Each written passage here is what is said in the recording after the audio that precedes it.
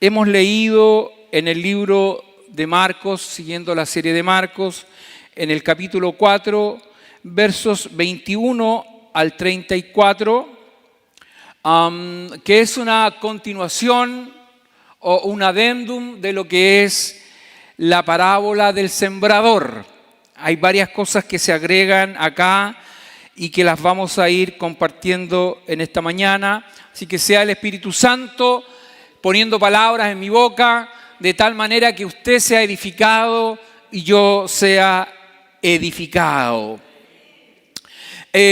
Cuando compartimos la parábola del sembrador, Jesús les señala y le hace una precisión a los discípulos diciéndole que si ellos entendían la parábola del sembrador, entenderían todas las demás parábolas que Él les iba a compartir. Y dentro de esta parábola, Él señala 4 aspectos que reflejan la condición del ser humano. Y la cuarta condición, que tiene que ver con la semilla que cae en buena tierra, es una situación que ocurre a partir de algo que Dios permitió. Pero antes de eso, ¿cuál es la situación del ser humano en general? Y lo podemos dividir en 3, que Él señala como la semilla que cae junto al camino, la semilla que cae en pedregales, la semilla que es ahogada por los espinos. Esa es la situación del ser humano. Cual más, cual menos, refleja la semilla que cae junto al camino, es aquella donde el ser humano manifiesta su total rechazo, repruebo a la palabra de Dios, a los mandamientos de Dios. Y así lo señala Romanos 1, si usted puede revisar Romanos 1, ve lo que ocurre ahí, porque el ser humano no le dio la gloria a Dios y dice que Dios lo dejó, lo abandonó, ¿no es cierto? Y su mente fue entenebrecida. Por lo tanto, hicieron todo tipo de males. Y podríamos hablar de una segunda condición que también la señala el libro de Romanos en el capítulo 2, que habla acerca de aquellos que son moralistas, ¿no es cierto?, que de alguna manera sienten que tienen un vínculo con la deidad y por lo tanto reflejan un estado como superior al resto. Sin embargo, dice el libro de Romanos que en lo oculto, donde no los ven, ahí está presente el pecado de la misma manera. Por lo tanto, eso de alguna manera refleja la condición que podrían ser aquellos que están en pedregales o que la semilla cae ahí. Y el tercer estado es esa semilla que cae pero que es ahogada por los espinos, ¿no es cierto? Y podríamos hablar también lo relata el libro de Romanos, que habla acerca de los religiosos que creen tener la capacidad para ganar el bien de Dios y para estar sobre otros. Y Pablo les dice directamente, le habla a los religiosos judíos y le dice: vosotros que enseñáis a no robar y robas. Tú que dices que no hay que mentir y mientes. Por tanto, de esa forma él refleja el estado del ser humano, cualquiera sean estos 3 cuadrantes que nosotros hemos analizado y visto. Pero ocurre algo extraordinario y que se da en el 4º cuadrante y que es de la tierra buena. ¿Sí? La buena tierra, pero que esa buena tierra no la provoca el ser humano, porque el ser humano no tiene esa capacidad para generar una buena tierra de tal manera que la palabra de Dios fluya, se procese y crezca. Si no, ese es un don de Dios.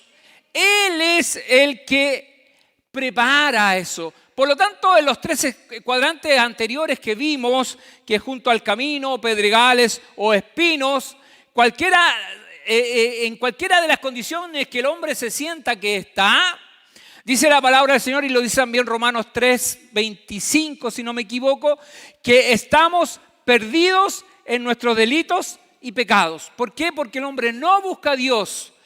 Todos, dice, que se apartaron. Todos siguieron distintos caminos. Y por lo tanto, si Dios tuviera que aplicar su justicia al ser humano, ¿cuál sería el veredicto? Culpable, culpable. Y es ahí cuando aparece el Hijo de Dios. Por lo tanto, viene un acto de gracia de Dios para aquellos que serán llamados o hemos sido llamados para salvación y vida eterna. Y así lo dice en el libro de Lucas, en el capítulo 19, verso 10, dice, porque el Hijo del Hombre vino a buscar y a salvar, ¿qué cosa? Lo que se había perdido. Porque el Hijo del Hombre vino a buscar y salvar lo que se había perdido. Es decir, aquello que estaba en una condición de ya perdido, totalmente.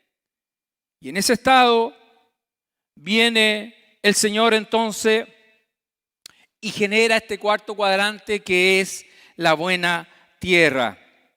Así que ese cuadrante no llega al ser humano por sus propios méritos, por sus capacidades, porque puede hacer buenas obras en el sentido de cumplir la ley.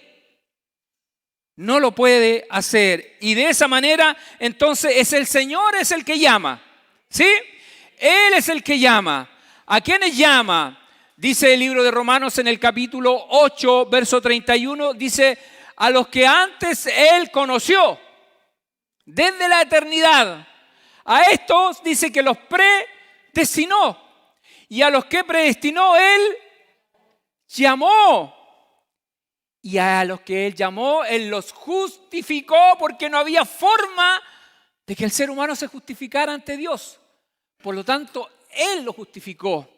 Y a los que justificó, Él glorificó. Porque para Dios las cosas están ya hechas, definidas y resueltas.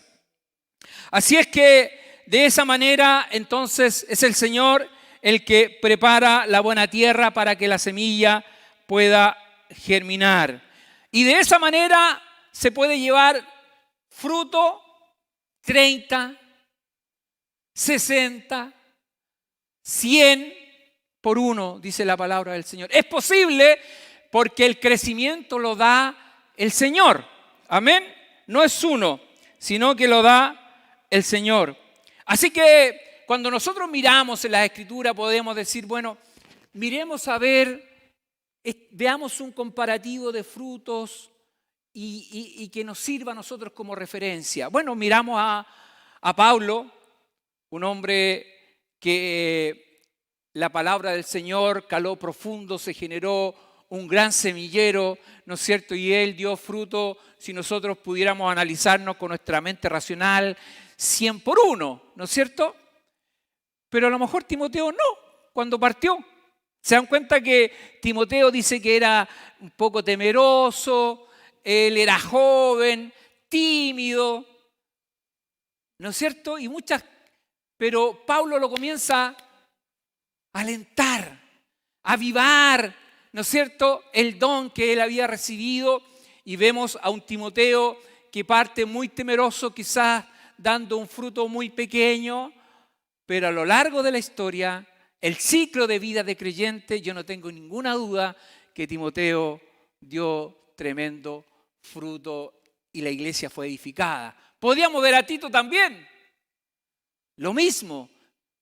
Y eso nos muestra que cada creyente vive un proceso donde parte de nada, parte la semilla, después da un pequeño brote, hasta que llega el tiempo en que algo ocurre y es lo que vamos a ver hoy día.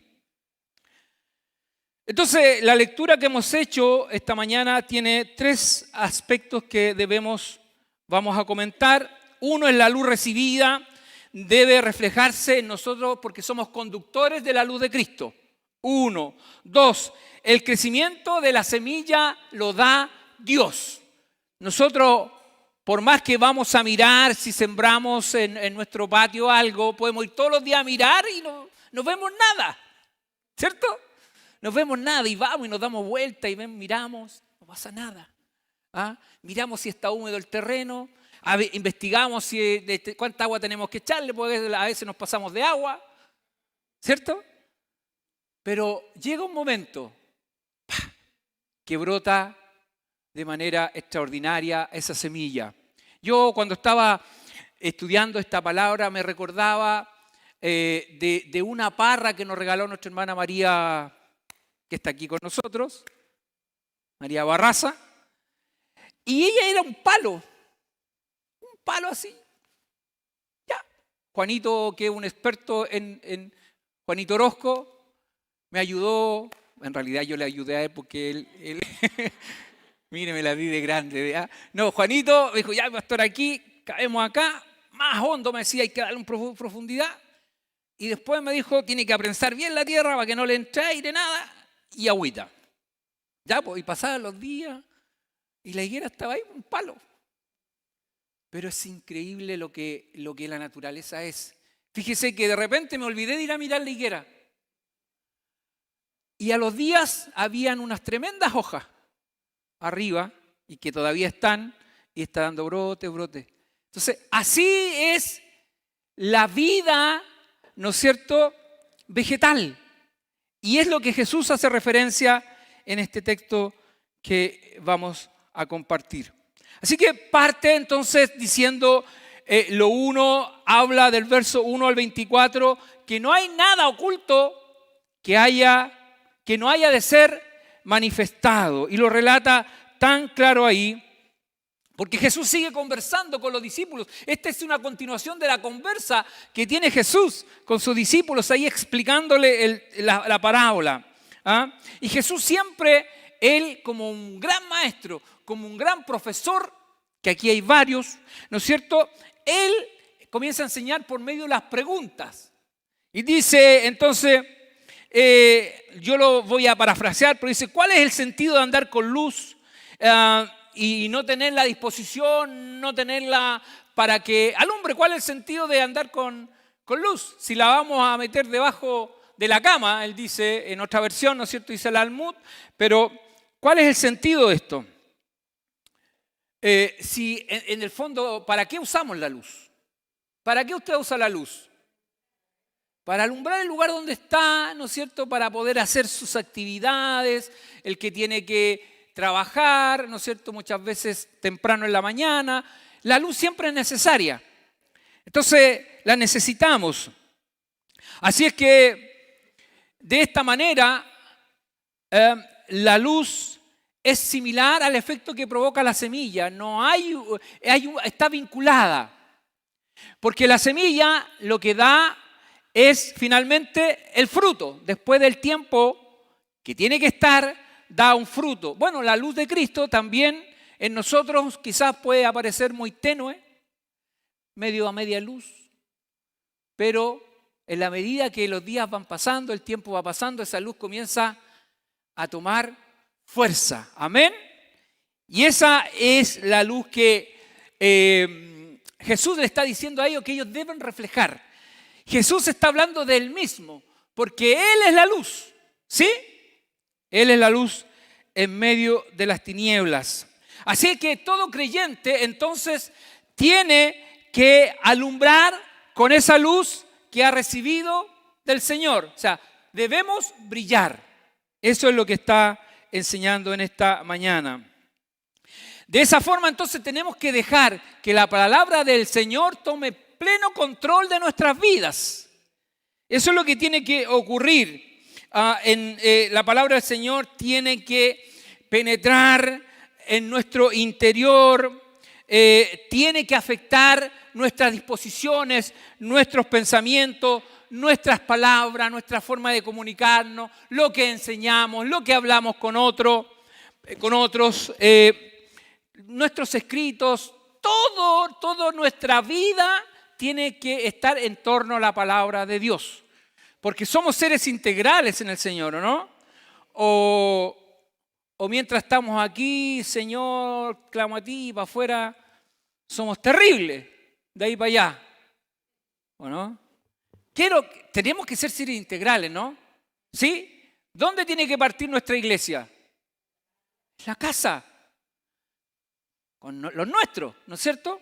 Ahí tenemos que primero brillar, ¿cierto? Si no brillamos en la casa,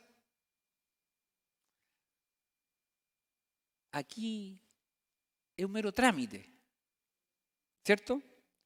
Pero si nuestra luz comienza en nuestro hogar, con nuestro entorno, sin duda que aquí va a ser un conjunto de luces que es extraordinario lo que se vive en la presencia del Señor cuando la luz de Cristo está en nuestras vidas. Así es que de esta manera lo que el Señor está enseñando que nunca debemos callar, sino que en la medida que podamos se nos dé la oportunidad, porque no siempre se dan, pero cuando se da la oportunidad de hablar y testificar de Cristo. Amén. Eso es lo que el Señor le está enseñando a sus discípulos. Pero también le hace el Señor una advertencia en estos textos primero le dice: el que tenga oídos para oír, oiga. Qué rara la afirmación. Si el Señor sabe que tenemos oídos, pero tiene un sentido esa expresión. El que tenga oídos para oír, el que de verdad tiene esa necesidad de escuchar la palabra de Dios, esa sed de como el siervo brama por las corrientes de las aguas, así clama por ti, oh Dios, el alma mía, y lo dije de memoria, no miré para atrás. Es así, entonces, cómo debemos poner oído a la palabra del Señor. ¿Por qué? Porque tiene un riesgo aquellas cosas que podríamos oír mal. Y Él las menciona y las señala, dice: mirad lo que oís. Mirad lo que oís, dice el verso 24. Luego agrega: porque con la medida con que medís, os serás medido, y aún se te añadirá a vosotros lo que oís. Por lo tanto, Él hace una advertencia de dónde está nuestro oído, qué cosas estamos escuchando, a qué le estamos poniendo atención, porque a veces, como somos dispersos, ¿no es cierto?, y hay una naturaleza pecaminosa en nosotros que aparece de la nada, muchas veces le ponemos oído a cosas que no edifican, a cosas que más bien lo que hacen es destruir. Por eso que el Señor advierte a sus discípulos a que estén atentos con lo que están asimilando. Y Jesús en otra oportunidad también lo señala y dice que en realidad lo que sale de nuestra boca es lo que contamina. Sí, contamina. Por eso que es tan importante poner atención a la palabra del Señor. Tener una escucha activa. Tener una escucha activa es estar procesando lo que estamos oyendo, ¿no es cierto? Escuchando. Esa es una escucha activa, que quizás está muy de moda este término cuando se hacen capacitaciones y todo esto, porque en realidad muchas veces estamos así, a lo mejor alguno que está aquí escuchando en la mañana, pero está pensando en qué es lo que voy a hacer mañana, me pidieron el jefe tales cosas y tengo que llegar a regar. Y no están atentos, ¿no es cierto? Ahí no hay una escucha activa. Así que podamos estar toda esta mañana atentos a lo que el Señor nos está hablando. Amén. Así que entonces nos vamos a encontrar con personas en este proceso que han rechazado a Jesús. Estamos hablando de Jesús como la luz del mundo y nosotros como también lumbreras. Y quiero citar San Juan 3, 19 al 21 que dice: y esta es la condenación. Fíjese que aquí está hablando ya de un hecho consumado. Dice: y esta es la condenación, que la luz vino al mundo y los hombres amaron ¿qué? Más las tinieblas que la luz, esa decisión natural del ser humano. Amaron más las tinieblas que la luz. ¿Por qué? Porque sus obras eran malas. Porque todo aquel que hace lo malo aborrece la luz y no viene a la luz, para que sus obras no sean reprendidas. Mas el que practica la verdad viene a la luz, para que sea manifiesto que sus obras son hechas en Dios. Y este texto lo que está diciendo, junto con los anteriores que leí, en realidad que no hay nada oculto que en algún momento no haya de ser manifestado. Y ante el tribunal de Dios, todos quedaremos expuestos. Por eso que es tan necesaria la presencia de Jesucristo en nuestras vidas. Porque a través de Él y solo a través de Él somos justificados. No hay nada que a nosotros, por nuestros propios méritos, nos pueda llevar a presentarnos siendo no culpables ante la presencia de Dios. Así que Jesús advierte. Y fíjese que el libro de Lucas da una descripción un poco más detallada o más clara, si usted lo quiere después revisar, en el capítulo 11. En el verso 35, él está haciendo referencia a la misma parábola, pero está diciendo que si tu ojo fuere bueno, dice, todo tu cuerpo será luminoso, habrá luz. Eso dice. Entonces es una advertencia en el verso 35, dice, mira pues, no suceda que la luz que hay en ti, no suceda que la luz que hay en ti sean tinieblas. ¿Por qué? Porque nos podemos en algún momento perturbar, confundir, turbar. Y eso es lo que está diciendo Jesús cuando tengan cuidado con lo que oyen y presten atención cuando dice el que tenga oídos para oír, oiga. ¿Por qué? Porque muchas veces en aquellas cosas en las cuales estamos colocando atención, en vez de ser luz de Cristo, están siendo tinieblas y no nos damos cuenta. Por eso que es tan necesario recurrir siempre a la fuente inerrante que es las Sagradas Escrituras. ¿Qué es lo que entonces comienza a provocar la luz de Cristo en nosotros? La buena semilla, el buen pastor que nos ha llamado. En nosotros se tienen que generar cambios, ¿o no? Porque eso es lo que vino a hacer el Señor. Vino a dar vida nueva, a que las cosas viejas quedaran atrás para transformarnos y llevarnos a una vida nueva. Entonces, eso es lo que tiene que provocar la buena semilla. ¿Ah? Entonces, si antes éramos iracundos, ahora tenemos que ser un poquito menos, ir bajando el nivel, ¿no es cierto? Si antes éramos envidiosos así, pero terrible de envidiosos, miramos al de al lado y no le deseo mal, pero ojalá que pase el tren y... Porque la envidia es terrible, ¿no? La envidia es algo que degrada al ser humano. Así es que en estas cosas son las que trabaja el Señor, ¿o no? ¿O quiere que le lea Gálatas 5? ¿Qué dice Gálatas 5? Da un detalle pero acabado de las obras de la carne. Y esa es la conducta del ser humano. Entonces, lo que está haciendo la palabra del Señor está haciendo el efecto contrario, porque el Señor está transformando a través del Espíritu Santo.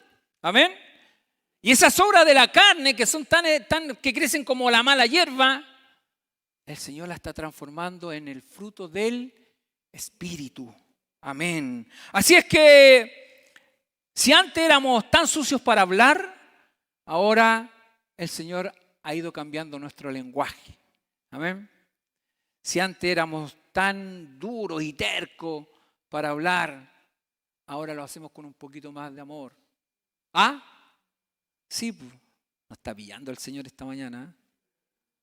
Pero es la palabra del Señor la que tiene que transformar, si de eso se trata, el Evangelio. Y de esta forma, entonces, la luz de Cristo comienza a notarse. ¿Ah? ¿Tiene que notarse o no tiene que notarse? ¿Sí? ¿Usted de acuerdo con eso, no? La luz de Cristo tiene que notarse en nosotros, tiene que manifestarse.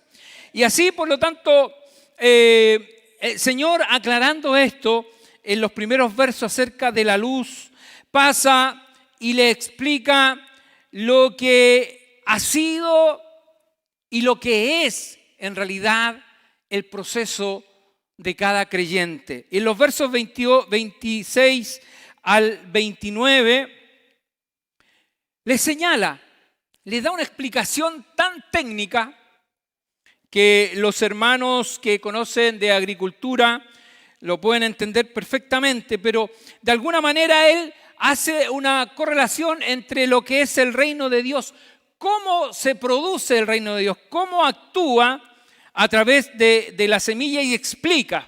Y dice, en realidad, para cualquiera no tiene una explicación como científica, además de describir lo que ocurre, pero en realidad que la semilla caiga en la tierra, tenga todos los minerales o todo lo necesario para que después de no sé de cuánto tiempo, pero esa semilla algo hace. Y dice, y es un mensaje para quienes muchas veces cuando sembramos nos ponemos nerviosos porque no vemos fruto. ¿Ah? Ahí lo está explicando claramente en los versos 26 al 29. ¿No es cierto? Que en realidad lo que nosotros hacemos, y el sembrador lo que hace es echar la semilla en la tierra y hundirla de tal manera que quede cubierta y por más que se levante día y noche, vaya, vea, mire, ¿no es cierto? Si hay o no hay nada, por más que haga eso, no puede hacer nada más. O tiene alguna participación en que la semilla comience a abrirse, a tener ese proceso. Yo me acuerdo cuando, no sé si en el colegio lo hice, pero veo que mis hijos hicieron un experimento donde colocaban una semillita en un algodón, ¿no es cierto? Y lo colocaban ahí y después de días veían que la semilla vivía ese proceso hasta que salía el brotecito y la plantita estaba. Una cosa extraordinaria.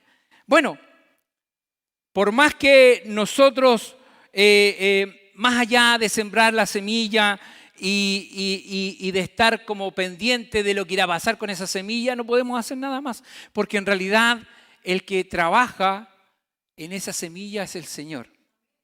¿Sí? Dice Pablo en cierta ocasión, en una de sus cartas, dice, yo sembré y Apolo regó. ¿Pero qué le dio el crecimiento? Él es que da el crecimiento, siempre. Entonces, muchas veces cuando sembramos la palabra del Señor, pareciera que no tiene ni un impacto. Entonces nosotros miramos y decimos, Señor, ¿cuándo? ¿Ah? Señor, ¿cuándo? Mira este corazón tan duro. ¿Ah? Señor, ¿cuándo vaya a tocar a mi marido para que se convierta? ¿Ah? ¿Cierto o no? ¿Cuándo, Señor? Tranquilo. El fruto, el proceso, lo lleva el Señor. ¿Qué tenemos que hacer? Regar, hablar de Cristo cuando se pueda, cuando la situación se dé, cuando el ambiente, ¿no es cierto? Hablamos de Cristo, de su palabra.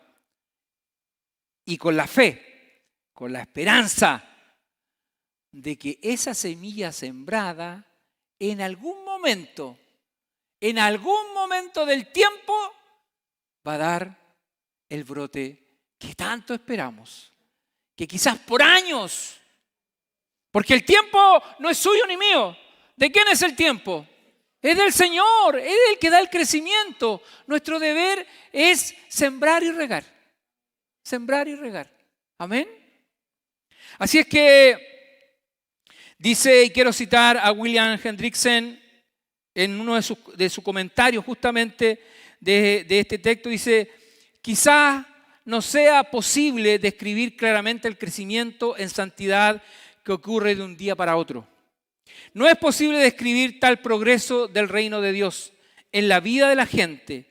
No obstante, dice, la verdad es que la senda de justos es como la luz de la aurora, que va en aumento hasta que el día es perfecto. Proverbios 4:18. Esto no solo es verdad con respecto a la vida del creyente individual, lo es también en lo que respecta a la influencia del Evangelio. A través de los siglos, poco a poco, el reino se esparce de una nación a otra y de forma creciente hace que su poder se sienta en todas las esferas de la vida. Cierre comillas. Así es que es el Señor el que está tratando con cada uno de nosotros. Y esto nos lleva al tercer punto que yo señalé de cómo el reino de Dios, siendo una cosa tan pequeña, insignificante quizás para muchos en el tiempo que a Jesús lo despreciaron. Ustedes conocen la historia. Insignificante para un gobierno poderoso, el Imperio Romano. Pero Jesús dice que el reino de Dios es como una pequeña semilla de mostaza. Él partió solo, ¿no? Él partió solo, diciendo, venid a mí, arrepentidos y convertidos. Así empezamos el libro de Marcos, ¿no? Jesús comienza su ministerio solo y de él empezó a llamar. Llamó a los 12, eran 12. Y comenzó el evangelio del Señor a expandirse, tanto así que ellos recibieron la gran comisión. ¿Y qué pasó con el evangelio después? Se multiplicó. Dice uno de los escritores que 40 años después de la muerte de Cristo, el evangelio había llegado a todos los centros culturales de Roma. El evangelio se estaba expandiendo y es como la semilla de mostaza que dice del verso 30 al 32. Él habló del crecimiento que iba a tener el reino de Dios, refiriéndose a todos los escogidos para salvación y vida eterna. El evangelio comenzó a impactar de manera tremenda. Yo leía acerca de por qué Jesús ocupó esta parábola acerca de la pequeña semilla, y es como la mostaza negra que se cultiva en esos lugares.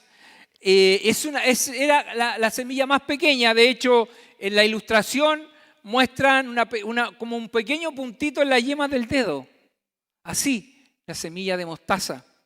Pero dice Jesús, haciendo referencia a esta enseñanza, dice que es la más alta de las hortalizas y crece cerca de 4 metros. La altura que toma esa semilla es una cosa extraordinaria. Y de esa manera el Señor está ilustrando acerca del poder del Evangelio. El poder glorioso del Evangelio, cómo se iba a expandir y cómo muchas personas que ya habían sido predestinados para salvación y vida eterna, llegaría a esa semilla que partió siendo tan pequeña por las calles de Galilea. Hoy día son muchos los que han recibido este evangelio bendito. Personas impactadas por el poder del evangelio, personas cambiadas, vidas transformadas por el poder de Dios. Así el Señor enseñaba con estas parábolas Marcos, que escribe un libro que está orientado principalmente a los romanos, donde ellos se identificaban como personas vigorosas, poderosas, que eran activos, que lograban mediante la fuerza llegar y tomar pueblos. Marcos le está mostrando a Cristo también como un poderoso guerrero, como el león de Judá, la raíz de David. Él está mostrando al Rey de Reyes y Señor de Señores, capaz de transformar y la vida de cualquier persona, por más perdida que esté. Ese es el poder del Evangelio. Y Marco quería que los romanos entendieran esto, que Jesús es el Señor. Así es que, para ir concluyendo, Marco lo que nos está diciendo y transmitiendo acerca de la luz que debe haber en cada uno de los creyentes. La luz del creyente debe brillar en medio de las tinieblas. Debemos diferenciarnos de aquellos que la palabra del Señor indica como tinieblas. El Hijo de Dios tiene que ser distinto. El verdadero creyente debe experimentar un crecimiento, debe haber un proceso de crecimiento, debe haber un cambio de vida. Un creyente no puede ser el iracundo de siempre. El creyente no puede ser el violento de siempre. Un creyente no puede ser el chismoso y mal hablado de siempre. Tiene que ir viviendo cambios. A eso nos llamó el Señor. El hombre no puede ser el adúltero de siempre. Tiene que ir experimentando y viviendo los cambios que el Señor quiere de cada uno de nosotros. Es así la semilla del Evangelio. Hay un camino progresivo de santidad. No es inmediato, no es instantáneo, pero tiene un proceso de crecimiento. Con Cristo entonces los cambios sí son posibles. ¿Sí? Porque muchas veces uno, humanamente hablando, uno dice, no, es imposible. ¿Cierto? Pero cuando miramos desde la perspectiva bíblica de lo que Dios hace, entonces sí, la palabra de Dios sí provoca cambio. La pregunta que quiero hacer es, ¿por qué el Espíritu Santo trabaja en nosotros y nos convence de pecado y de aquellas cosas que nos destruyen? ¿Por qué hace esto? Bueno, porque debemos llegar a la estatura de Cristo, ¿no? Sí, ¿cierto? Debemos enfrentar el tribunal de Dios, pero con la estatura de Cristo. Y para eso el Señor trata todos los días con nosotros. Él no descansa. El Espíritu Santo está permanentemente convenciéndonos de pecado, de aquellas cosas que hacemos mal.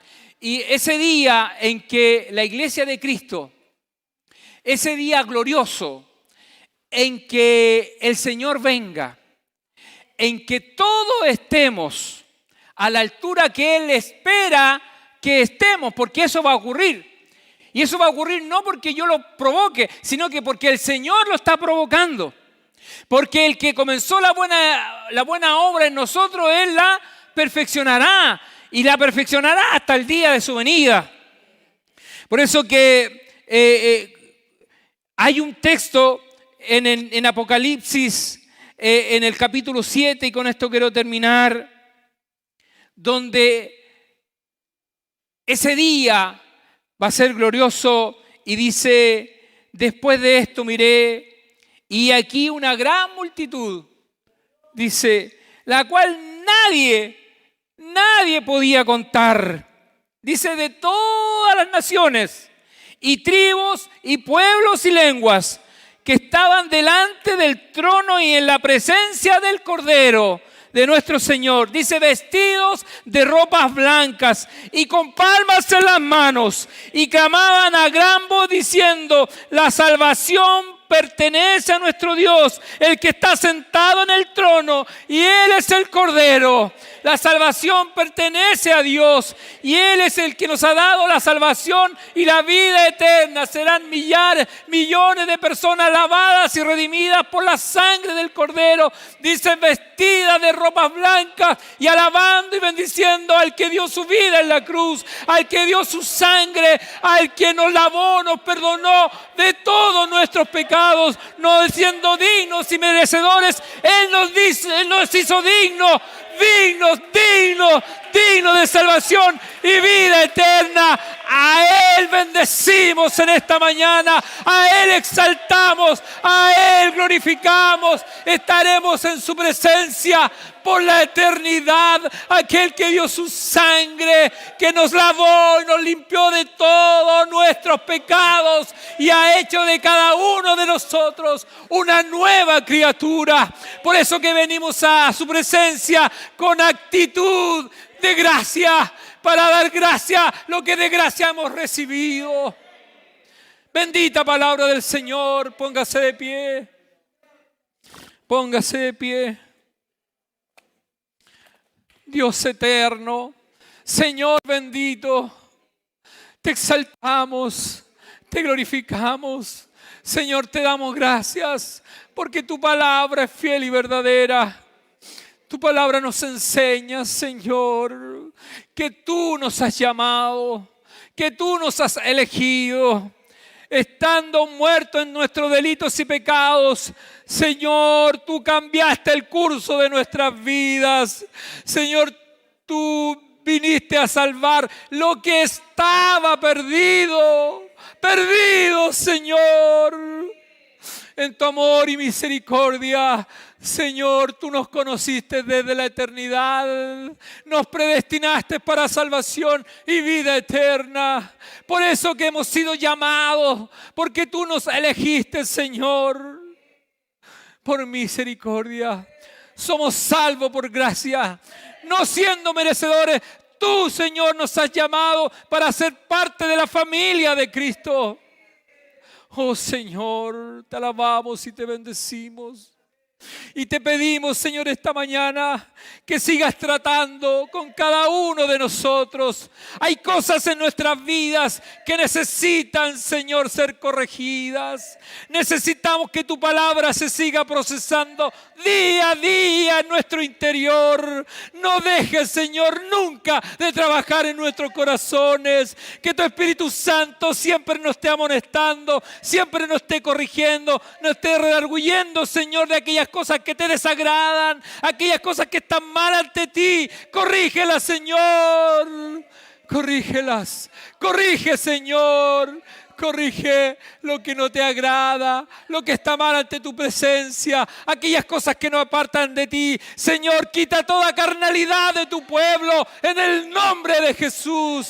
Quita toda carnalidad, Señor, por misericordia.